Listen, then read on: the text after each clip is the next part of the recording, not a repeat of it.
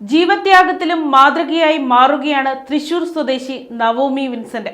വാഹനാപകടത്തെ തുടർന്ന് മസ്തിഷ്ക മരണം സംഭവിച്ച നവോമിയുടെ അവയവങ്ങൾ ദാനം ചെയ്യാൻ ബന്ധുക്കൾ തീരുമാനിച്ചു. ഹൃദയം ഉൾപ്പെടെയുള്ള 6 അവയവങ്ങളാണ് നവോമി മറ്റുള്ളവർക്കായി നൽകുന്നത്.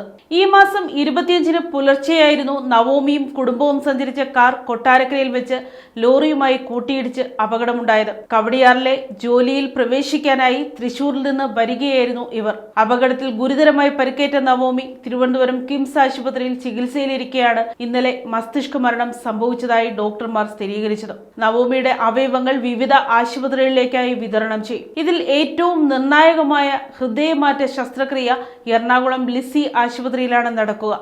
രാവിലെ 9 മണിയോടെ തിരുവനന്തപുരം കിംസിൽ നിന്ന് എയർ ആംബുലൻസിലാണ് മൃതദേഹം എറണാകുളത്തേക്ക് കൊണ്ടുപോയത്. ഹൃദയം എറണാകുളം ലിസി ആശുപത്രിയിലും കരളും ഒരു വൃക്കയും തിരുവനന്തപുരം കിംസ് ആശുപത്രിയിലും മറ്റൊരു വൃക്ക തിരുവനന്തപുരം ഗവൺമെന്റ് മെഡിക്കൽ കോളേജിലുമാണ് കൊടുത്തിരിക്കുന്നത്. ഒരു വലിയ ദുരന്തത്തിനിടയിലും 6 കുടുംബങ്ങൾക്ക് പുതുജീവൻ നൽകിക്കൊണ്ടാണ് നവോമി വിൻസെന്റ് വിടവാങ്ങുന്നത്.